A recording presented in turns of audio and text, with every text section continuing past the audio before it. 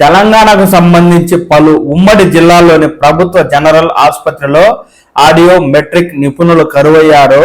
నెల రోజుల నుంచి సదరం శిబిరాల ద్వారా మూగ వినికిడి వైకల్య ధృవీకరణ పత్రాలు మంజూరు చేసే ప్రక్రియ నిలిచిపోయి ఉంది. నిపుణులు లేకపోయినా పలు జిల్లాల్లో ధృవీకరణ పత్రాలు జారీ కావడం విశేషంగా ఉంది. మహబూబ్ నగర్ జనరల్ ఆసుపత్రిలో మాత్రమే ఆడియో మెట్రిక్ నిపుణులు ఉన్నారు. మిగతా 4 జిల్లాల జనరల్ ఆసుపత్రిలో నిపుణులే లేరు. ప్రతి జిల్లాకు మెడికల్ కళాశాల వచ్చినా ఈఎన్టీ విభాగాలకు ఆచార్యులు, అసోసియేట్ ఆచార్యులు, సహా ఆచార్యులు పూర్తి స్థాయిలో భర్తీ కాలేదు. రోగులకు ఈఎన్టీ పరీక్షలు చేయడానికి జనరల్ ఆసుపత్రిలో వినికిడి లోపం ఎంత శాతం ఉందో ఖచ్చితంగా నిర్ధారించే పీటీఏ పరికరం మరియు ఇన్ఫెక్షన్ గుర్తించే ఇంపిడెన్స్, పిల్లల లోపాలను గుర్తించే బెరా తదితర పరికరాలు తప్పనిసరిగా ఉండాలి. పీటీఏ పరికరంతో పరీక్ష చేశాకే వినికిడి లోపం ఎంత శాతం ఉందో, సదరం ధ్రువపత్రం ఎంత జారీ చేయాలి అనేది వైద్యులకైతే తెలుస్తుంది. ఆయా పరికరాలు ఉమ్మడి జిల్లాలో మహబూబ్ నగర్ లో మాత్రమే ఉన్నాయి. నాగర్ కర్నూల్, వనపర్తి, జోగులాంబ, గద్వాల, నారాయణపేట జనరల్ ఆసుపత్రిలో పరికరాలే లేవు.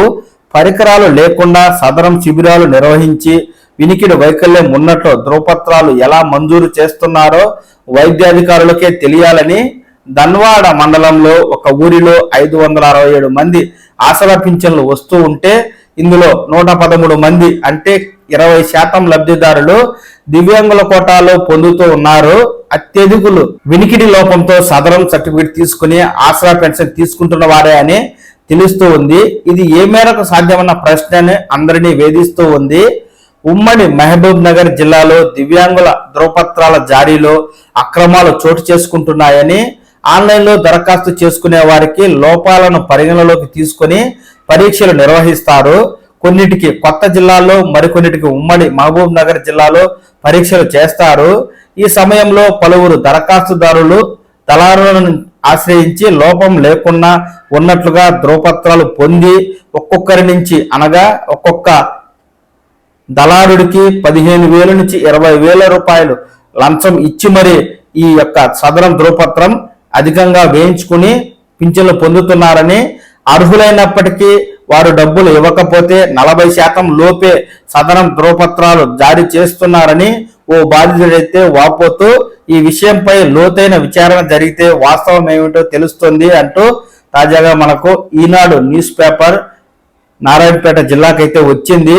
పలు ఉమ్మడి జిల్లాల్లో నిపుణులు లేరు, మరికొన్ని జిల్లాల్లో పరికరాలే లేవు. కేవలం ఒక్క ఉమ్మడి మహబూబ్ నగర్ జనరల్ ఆసుపత్రిలో మాత్రమే పరికరాలు ఉంటే ఇతర జిల్లాల్లో ఏ విధంగా నిపుణులు లేకుండా, పరికరాలు లేకుండా సదరం సర్టిఫికెట్ ఈఎన్టీ కేటగిరీలో ఇస్తున్నారు అంటూ మనకు తాజాగా ఈ సదరం జారీలో అక్రమాలు జరుగుతున్నాయనే విషయాన్ని స్పష్టం చేస్తూ ఈనాడు వారైతే వార్తలు ప్రచురించడం జరిగింది.